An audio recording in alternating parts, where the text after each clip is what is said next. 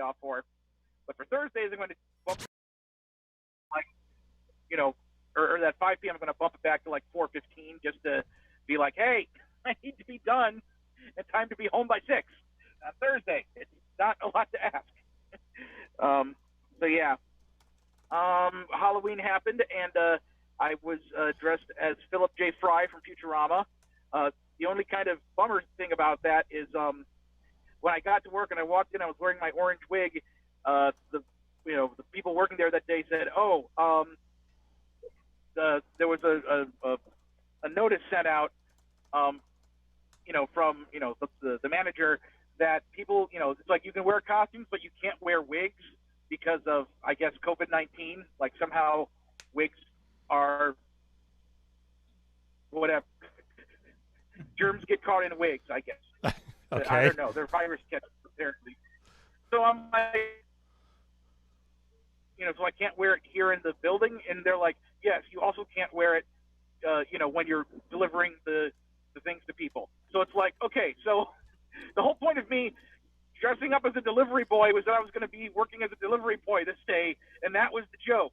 And now you're saying that I can't wear the wig I paid a whole bunch of money for. That was, one of the key things that maybe people recognize what I was dressed up as, not just a guy in jeans and a white T-shirt and a red coat. I did have my Planet Express mask that I had ordered, so I at least had that going for me. It was just kind of like, man, what the hell? So during my lunch break, I had to run into a FedEx office to drop off something that was being shipped, and I'm like, screw it, this is my time. I'm not delivering anything. I'm going to put my wig on. So, like, I put my wig on, like, I leaned down in the car, grabbed the wig, put it on, and stood back up. And as soon as I stood back up, a woman at the parking lot goes, "Woo, Bride Futurama!" And, like, drove off. I'm like, thank you, one lady. Thank you, one lady. I was. The combined about $70 I spent on the costume and the mask and everything just was all made worth it, because at least one person saw me dressed the way I was supposed to be fully dressed. So I just, took a whole bunch of pictures that day and did, fake memes and all that. So there was that. Surprise to me, I thought that Wally Wingert was going to be keeping this thing under wraps. I hadn't heard anything from him, and then I found out on Halloween Day itself that he had apparently he had done it a few days earlier and just forgot to tell me. He put up the animatic that I've been working on for 9 weeks that you all heard me talking about. It's finally up for the world to see. So you need to go to a website. Well, it's on YouTube as well. But the website he has set up that explains the whole thing is Christoween.net. So CHRIST, like the beginning of Christmas, or, Christ, if you will. And then OWEEN, like the end of Halloween. So Christoween.net. And it explains this whole thing, which is him having written a bunch of children's stories about a little kid named Donnie Druthers who loves monsters and creepy Halloween type stuff. But his two favorite holidays that he loves equally are Halloween and Christmas, and he doesn't want to have to pick between the two, so he decides to combine them both into one holiday that lasts 2 months, called Christoween. So the first story is kind of setting up Donnie and his concept of Christoween, and then tells the story of how Donnie met Frankenstein because Santa Claus got sick with the flu one year. So Santa Claus, of course, called his very good friend Frankenstein to fill in for him, delivering all the presents. As you do. So Donnie, as you would expect to happen. So Donnie got to meet Frankenstein, and whimsy ensues. So yeah, it's like 8 minutes long. There's a live action opening intro bit that is Wally sitting. You don't see his face. You just see his legs and his hands, and he's doing stuff. And but it's him narrating the whole thing. And basically because of the nature of this whole thing, I was able to work in a lot of kind of Easter eggs, references to other things from horror and pop culture and stuff like that. And then as me and Wally were working on it, we would he'd get more ideas, and he would send me more ideas, and we just kind of get bigger and bigger and bigger. So he wants to kind of keep promoting this between now and the end of December. So one of the things I suggested is, well, what if I make a list of all the Easter eggs that are in the whole thing, and then I could quickly whip up, do some screen grabs straight from my storyboard profile, and then like we can have little square images. It's like Donnie Druthers Christmas Capers Easter eggs. So we're combining Halloween, Christmas, and Easter now apparently with the Easter egg. So I made the first 8. There's another. I came up with a list of 21 Easter eggs for at least the initial thing, and he's going to post like 1 or 2 of them a week over the next couple of months. So I got to finish those up. I also have to finish up the cover of FuMP 83. But yeah, I'm just so happy that this thing is finally out for the world to see. At first, I thought he had it exclusively on Crystoween.net, but then I asked him later, and I found out that either he or one of his agents or whoever did put it up on YouTube. So if you go to YouTube and search for, Crystoween, Wally Wingert, the name of the individual story of this series of stories he's written is called Frankie-fied, like FRANKIE -FIED, exclamation point. So those are the things to look for on YouTube, and you can find it. Plus, I have been once I found out it was on YouTube, I spread the URL around to on my social media. Oh, I also last night put it up on my portfolio page. So if you want, for an easiest way to find the YouTube version is just to go to luke.ski, and you can see it right there on that page. Cool, good move. But I know that it's my nature to fish for compliments, but I am very much fishing for compliments on this. So I would love it if people went to see it and sent me some feedback. Either as a comment for this show or in any other way that you can get a hold of me.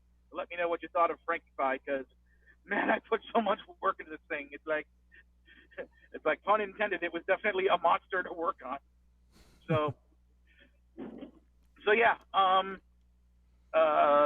I guess I'll leave it at that because nothing else too momentous happened this week. Although I have one other.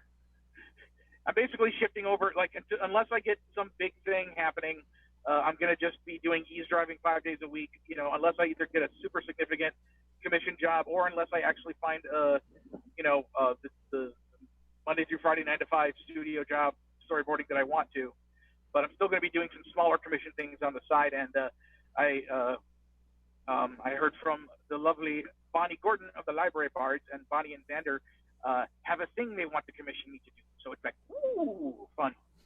So I'm looking forward to working on that and working on my own stuff, and yada, yada, yada, yada, yada. Anyway, how was your Halloween and other things of the week? It was pretty good. For Halloween, they did not cancel Halloween around here. So, 2 of my 3 kids went out. The other one decided not to for whatever reason. And so what I did was I set up outside on my driveway, and I put a stool with a bowl of candy, and I drew a danger do not cross on the driveway that was about 10 feet away from me. And I told the kids as they approached, I'm like, stand behind the line, open your bag. And I tossed them the candy to try to get it into the bag. And I did terrible. Of all the kids coming, I got like 3 of them managed to catch it. It did not go well. They enjoyed it. The kids thought it was fun. The parents said it was creative, and everyone appreciated the fact that I was keeping everyone safe. But yeah, I suck at that type of good tossing game apparently. But that's fine. Other than that, I've been working on the FuMP Volume 83. I've got most of the layouts done. The audio is mixed and mastered. The bonus video is ready to go. So that's just about done. So whenever I get the artwork from you, I'll get that in place and we'll get that into production. Today is my father's birthday, so happy birthday, Old Spice. Those of you who met him at FuMPFest. And I started doing NaNoWriMo because, I just don't have enough things to do. So I've decided to start to write the screenplay for the horror movie that I want to shoot.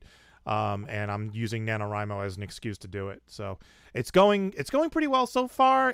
I'm behind on my word count, mostly because the first night I started, I realized I needed to do character sketches for the characters who are appearing in the movie and get their backgrounds and stuff and figure out, how things were going to work.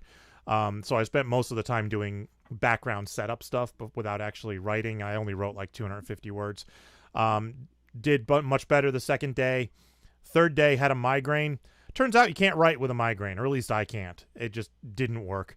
I wrote like 35 words, and then I was like, nope, I'm done. That's it.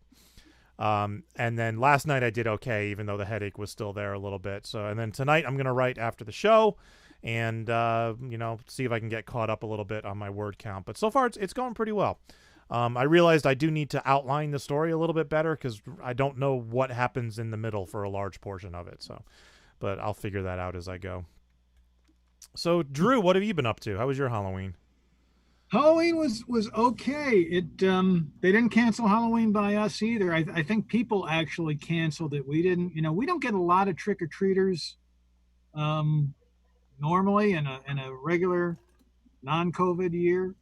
But I always buy too much candy because I'm afraid of running out. Yeah. Because I have run out from time to time. But I do have quite a few M&Ms left, and I didn't do the candy toss, but I did a similar thing to you where I put a couple of small tables out in the driveway and said, please, and put a sign, please put one, and just put all the we did M&Ms, so I did little packages of M&Ms all around. Cool. And that seemed to work out okay. But it's amazing to me, when I was a kid and Halloween was on a weekend. I mean, we started at 9 o'clock in the morning and didn't come home till 5. I mean, we hit every neighborhood that we possibly could. On a Saturday. It was just incredible. But even with it being a weekend, we didn't see very many people till later on in the day. Maybe 4 o'clock was when they started. Yeah, our numbers were way down too. And around here, I live in this community development where all the houses are packed like as close together as legally possible. In fact, they're closer together than is legally allowed, but I guess they got variances and stuff. So people literally come from all over to trick or treat here because it's house, and you get so much candy just going around this little area.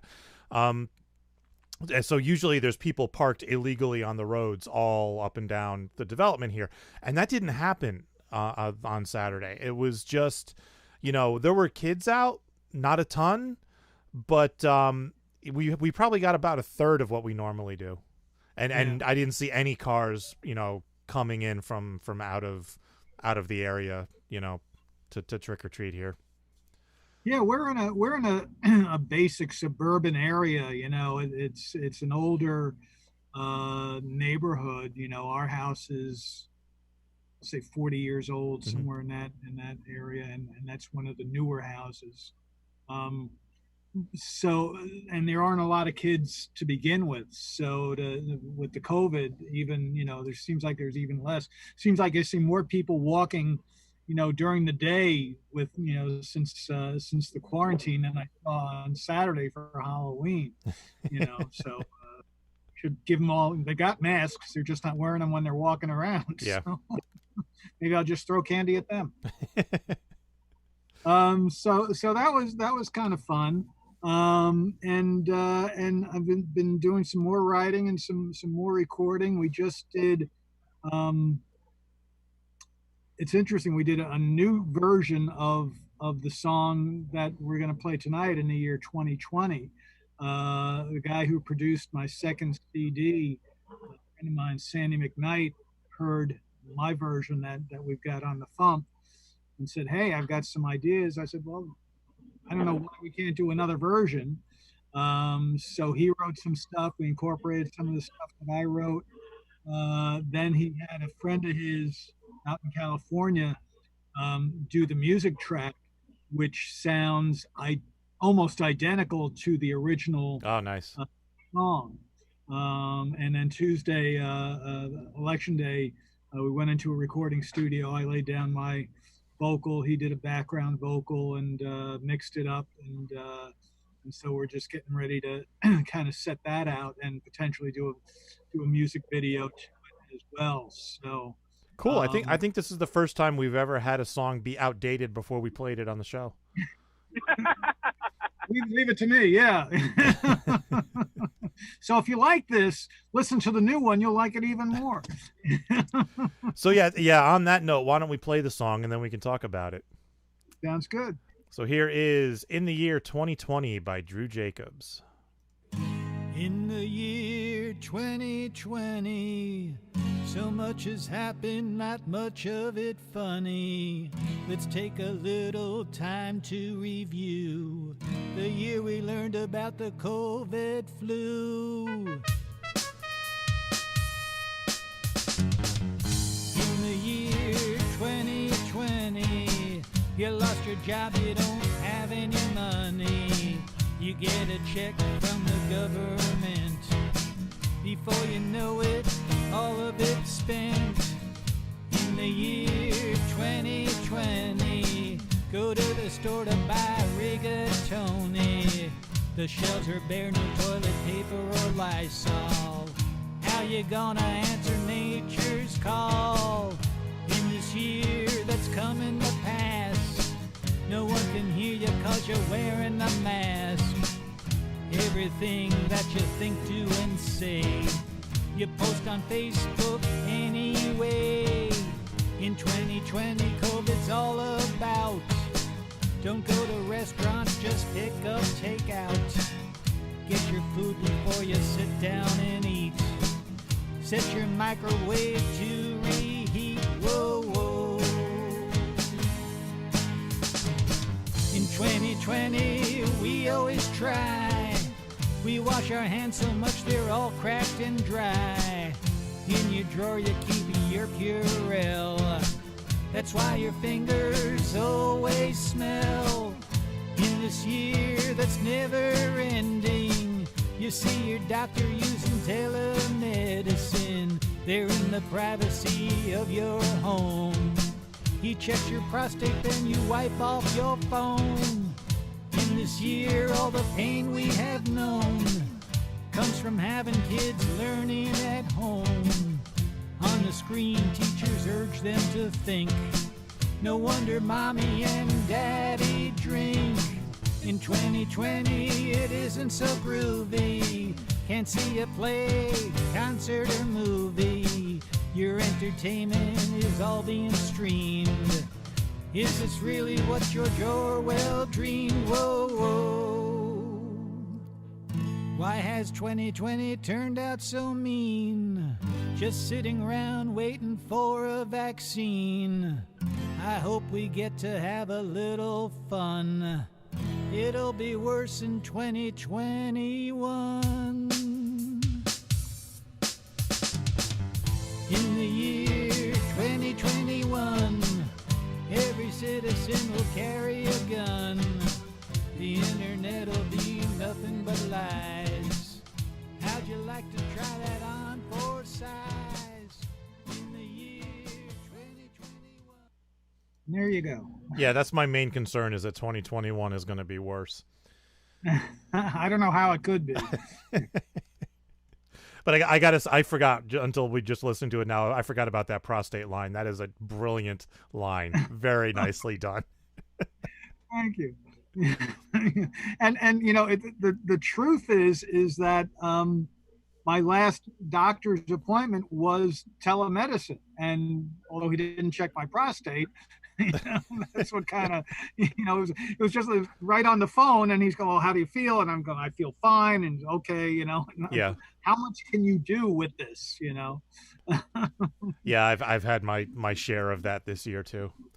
But I was really happy when this song, when I heard this song, because it was an idea that I had, and it was one of those things where I was like, I was looking for songs to play on Manic Mondays, and I was like, I wonder if anyone's done a parody of, In the Year 2525 about the year 2020, and nobody had. So I was like, oh, whatever. But it's just one of those things where, like, I wanted that song to exist. I wanted it to play, and then you sent it to us, and I was like, perfect. Okay, good. Somebody had the idea. Good. Yeah, and it's funny because I had the idea and I did the exact same thing. I said, why hasn't anybody done this?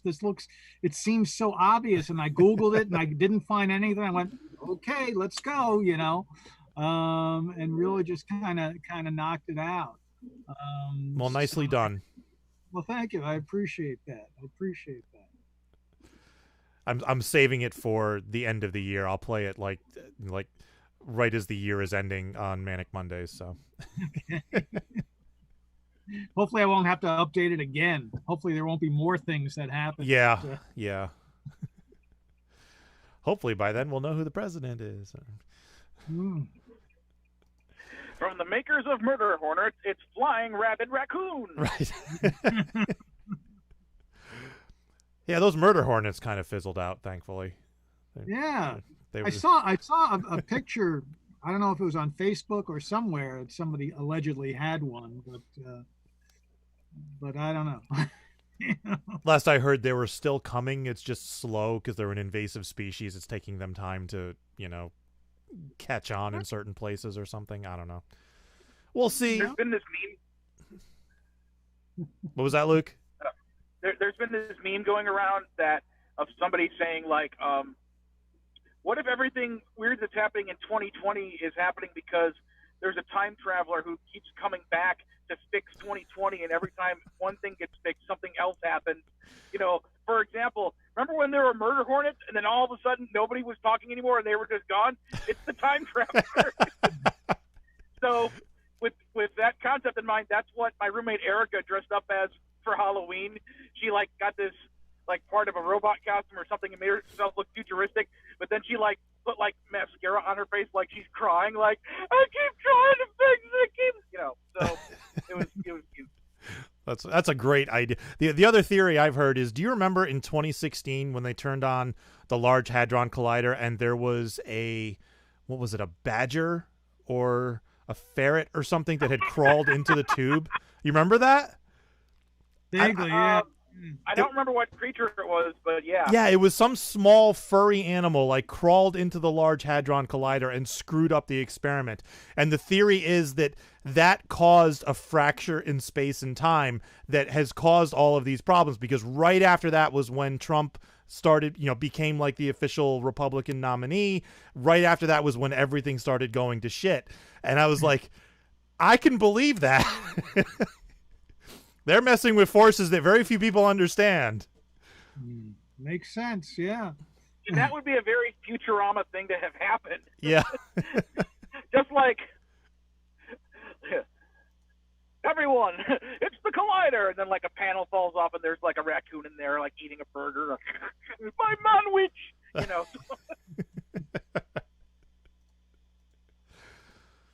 So how's the year been treating you, Drew?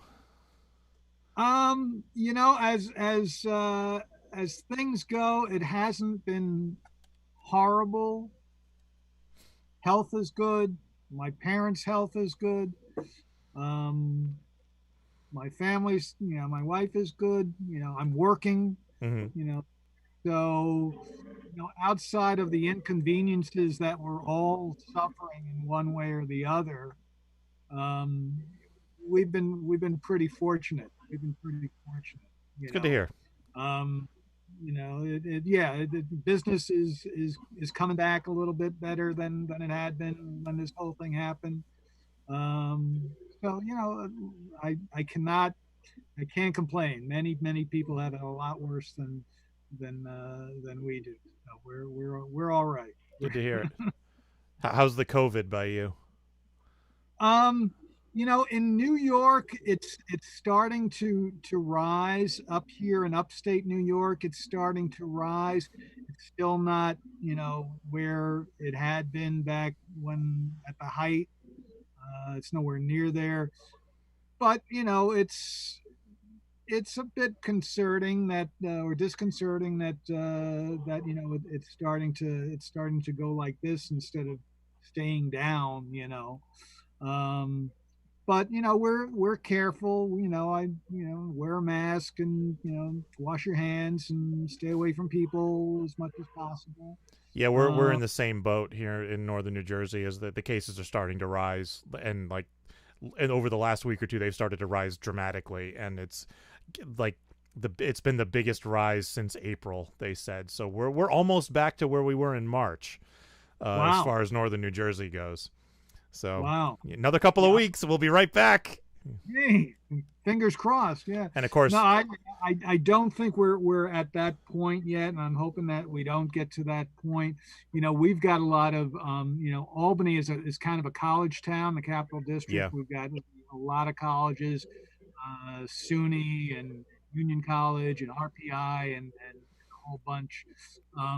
And so there's been a lot of problems with the schools, and parties and all the stuff that they're not supposed to be doing. yeah.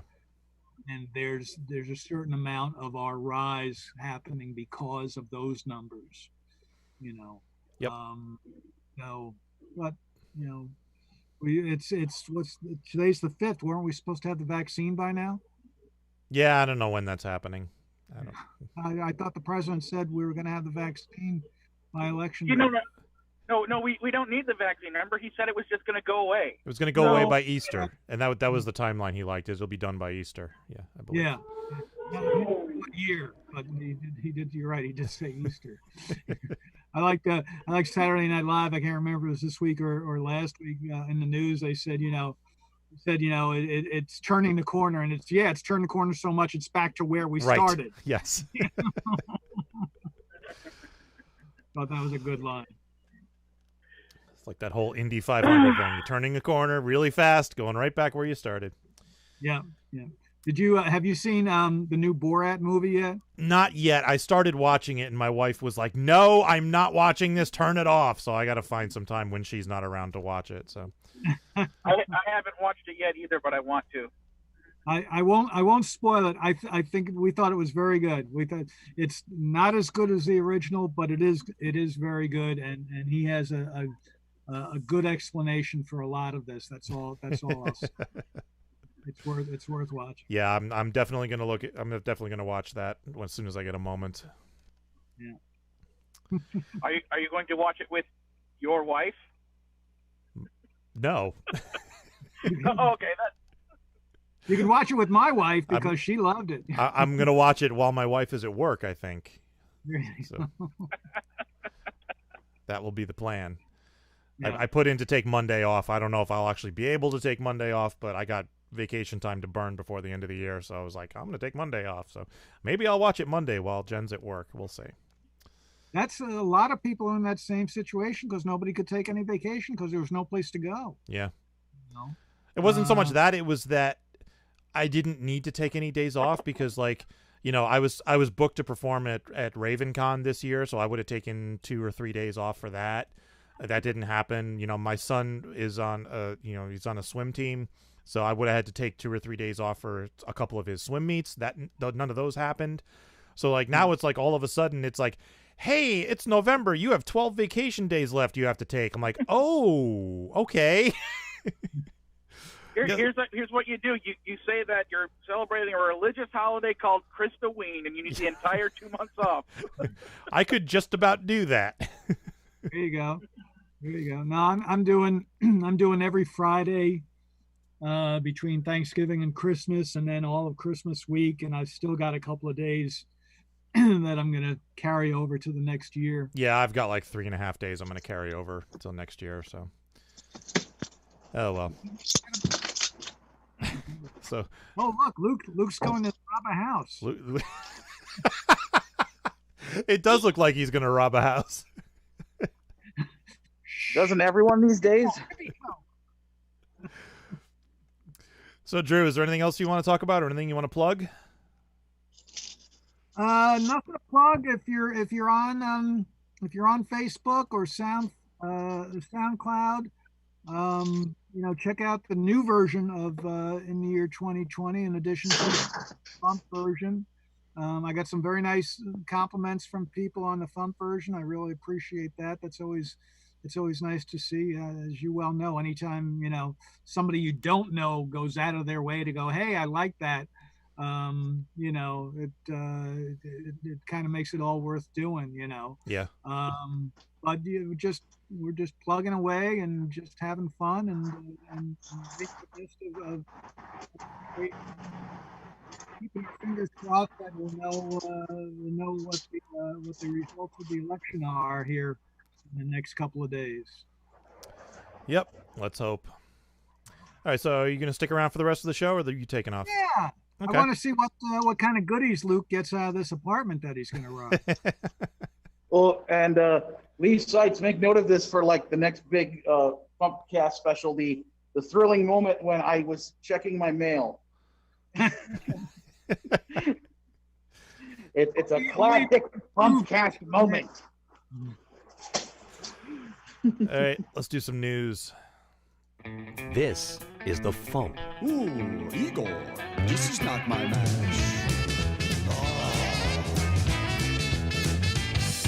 The Vampire's Ball is a swanky affair. Well, shine up your fangs, grease back your hair. Dwayne "The Rock" Johnson is twice my praise. He stands for freedom on his two massive legs. His first couple movies, well, they weren't the best. But Dwayne "The Rock" Johnson is twice my praise. That's the Funny Music Project at thefump.com. THEFUMP.com. He is no saint, but somehow his game doesn't have the word taint. Oh, the taint is in there. Trust me. Of course it is. Dude, that's like your catchphrase. Hello. Taint is not my catchphrase. Oh yeah, what is then? I'll get back to you. So much for using your words.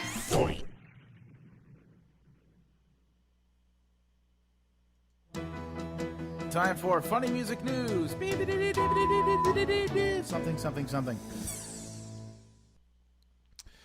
In the news. Oops, sorry, wrong thing. Nope, that's the one I wanted. Sorry, you scroll the thing a little bit and all your muscle memory gets screwed up. All right, just one story this week. Trevor Strong of the Arrogant Worms is now streaming on Twitch 4 times a week because he's insane.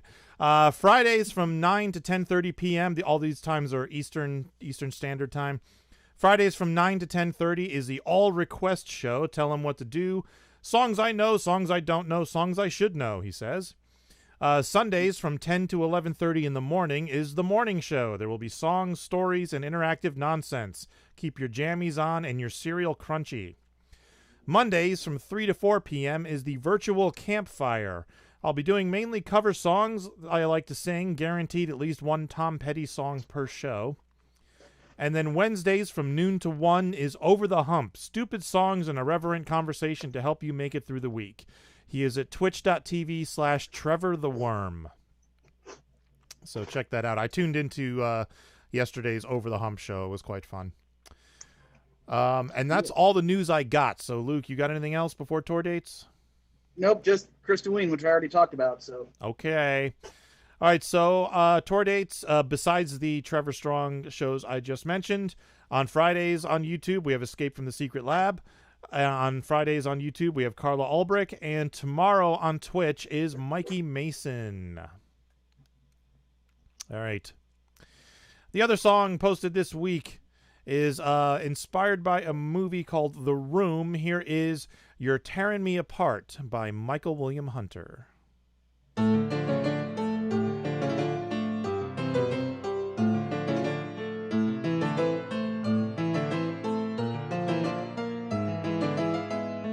Can I help you? Yes, can I have a dozen red roses, please? Oh, hi, Johnny. I didn't know it was you. Here you go, keep the change. Hi, doggy. You're my favorite customer. Thanks a lot, bye. Oh, hi, babe. I have something for you. What is it? Just a little something. Oh, Johnny, it's beautiful. Thank you. Anything for my princess. I buy you flowers just to see your sweet smile. It's been too long since we've both been, oh hi, Denny. We both make love, but we're lacking that spark, because right now you're thinking about Mark. You're tearing me apart. You're lying, I never hit you. You're tearing me apart. It's bullshit, it's not true. I can't lose you, my darling. You're part of my life. You're tearing me apart. Tell me, please, why, Lisa, why? People are very strange these days. I knew a girl who had a dozen guys. One of them found out and beat her up so bad she ended up in a hospital on Guerrero Street. What a story, Mark. Mark and I have been true best friends for a while. We go out jogging and play catch all the time. Haha, nice one. But things have changed because I've discovered your scheme. Now I'm the one who's chicken. Cheap, cheap, cheap. You're tearing me apart. I know you haven't been true. You're tearing me apart. And I've recorded it too. I treated you like a princess. Now I see love is blind. You're tearing me apart. Tell me, please, why, Lisa, why? Thank you, honey. This is a beautiful party. You've invited all of my friends. Good thinking. What's going on? You don't understand anything. Keep your stupid comments in your pocket. You keep your girl satisfied, she wouldn't come running to me. I'll kill you. I'll break every bone in your body. I'll kill you. Boys, stop it! Everybody betray me. I'm fed up with this world. You've made your choice and you're leaving me hurt. And not to mention, you were very overt. This scene is tragic, it's the bitter end. Now that you've taken my best friend, I tear the room apart. Everything reminds me of you. I tear the room apart. Bed dressers and pictures of spoons. You said you were expecting. Now I'm told that's a lie. I tear the room apart. No more will I say, oh, hi. I tear the room apart. Everybody betray me. Get out, get out, get out of my life. You're tearing me apart. Please, God, forgive me. I die.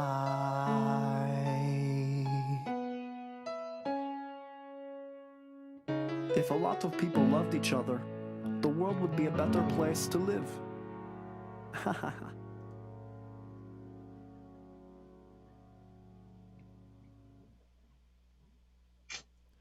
Luke, do you remember the story behind this song? Well, do you know about the movie called The Room? I only what I heard from Michael, but I don't remember what it was. It was like either a really bad movie or a really bad acting or something. Here, I'll break it down for you. So Tommy Wiseau, and I'm not sure if that's the correct way to pronounce his name, but I don't care. Made this. I believe he wrote and directed this movie, and it's this weird, like, I'm trying to think like what genre it would like for what we assume the intention was. What genre of movie does this fall into? Because it's not a comedy.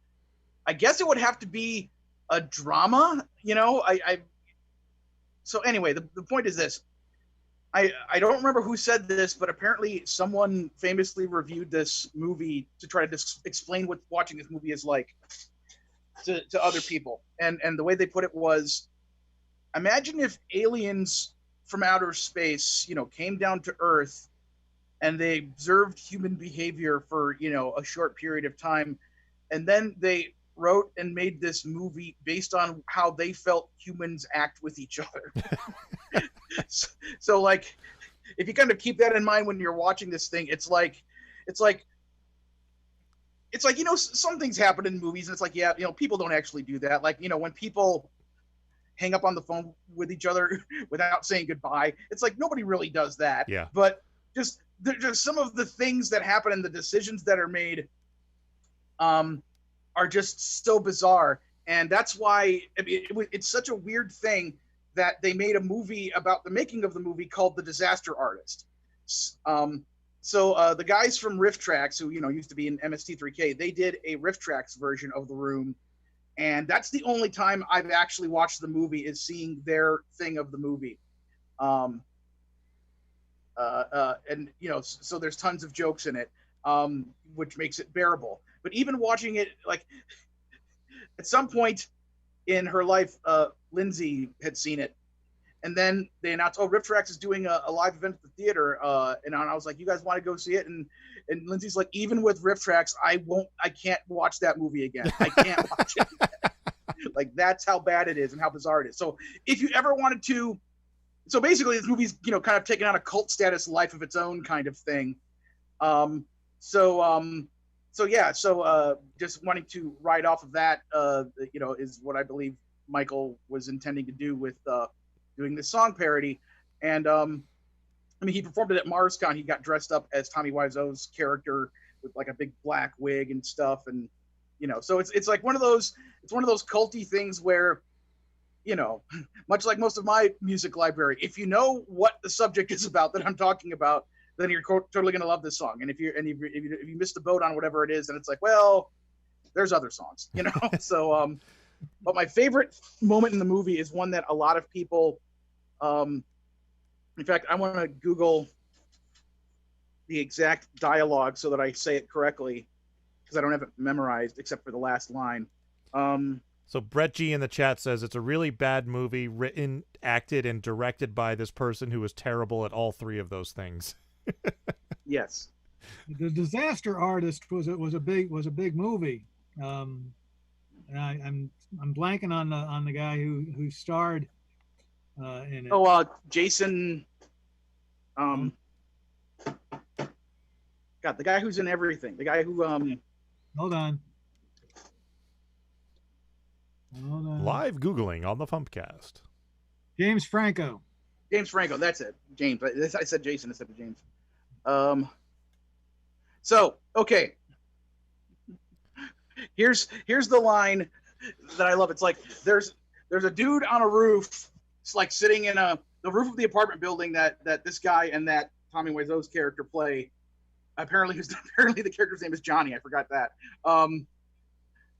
Like, this dude's on a roof. He has like a football that he's just kind of like tossing to himself, and I forgot if somebody else was up there with him, but Mark is sitting up there, and then all of a sudden, this door to the stairs that lead downstairs opens, and Johnny comes through saying dialogue, but apparently he is not aware that there's other people on the roof.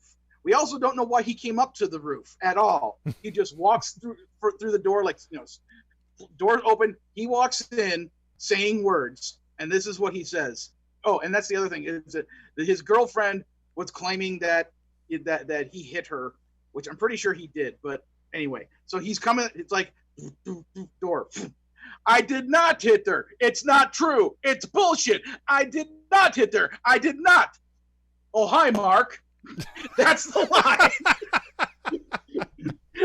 He's saying all this stuff, and then he just stops and looks over. But oh, hi, Mark. So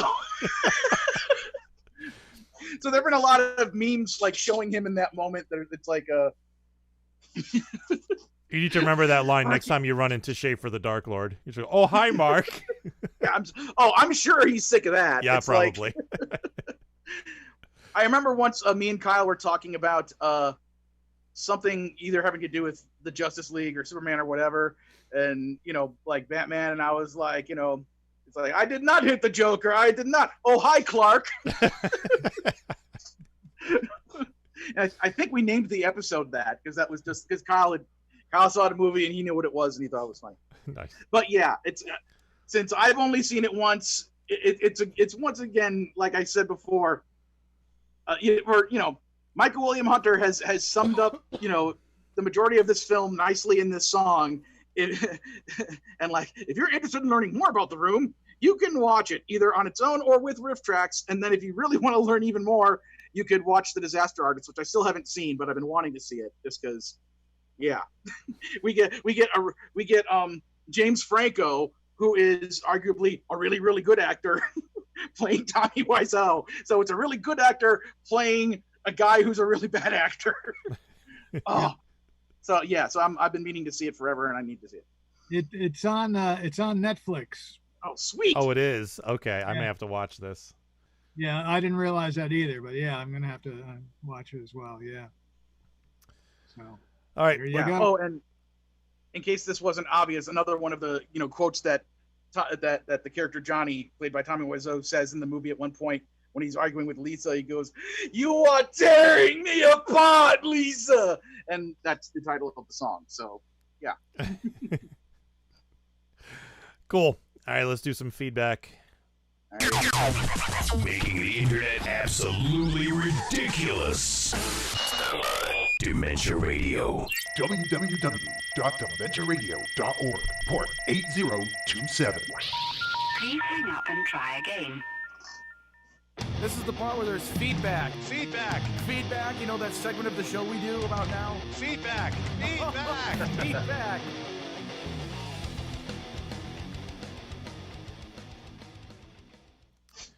Feedback.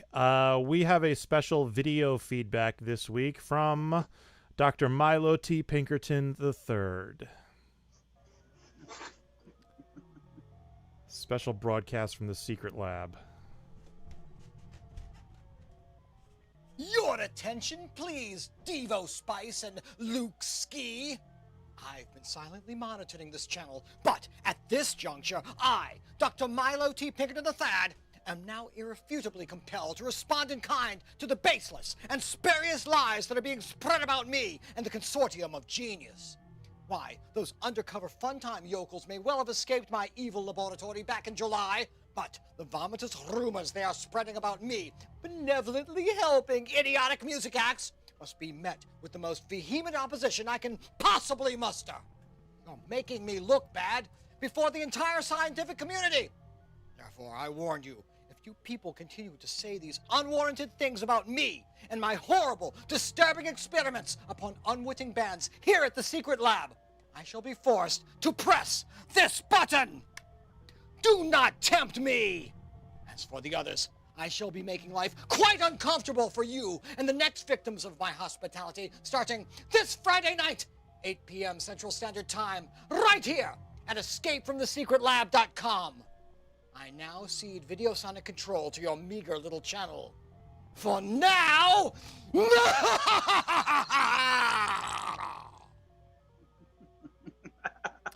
Well, there you have it.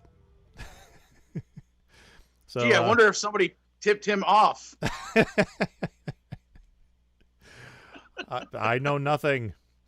All right, so that's all the feedback we got for this week. Teasing.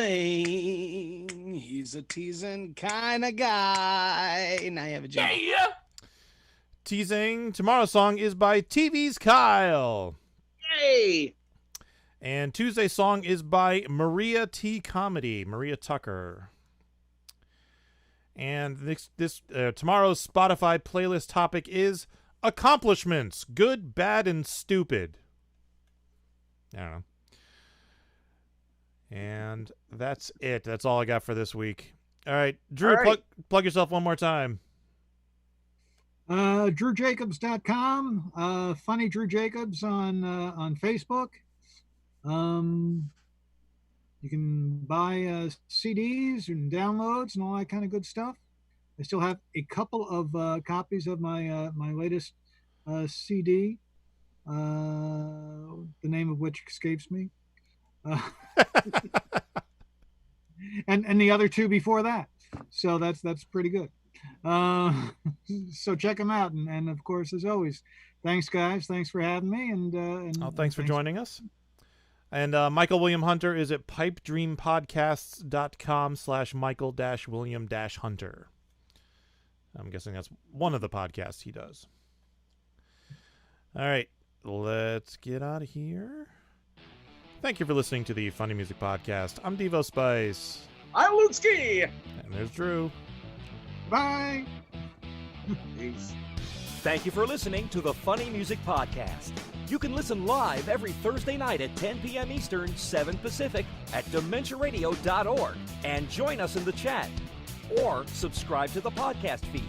Look us up on iTunes and be sure to leave us a review. Feedback for the show can be sent to info@thefump.com.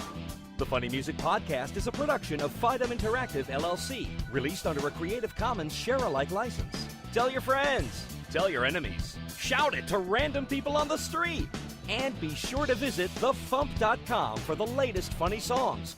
Tune in next week where you'll hear Luke Ski say, "A scary Quisterine to all, and to all a good fright."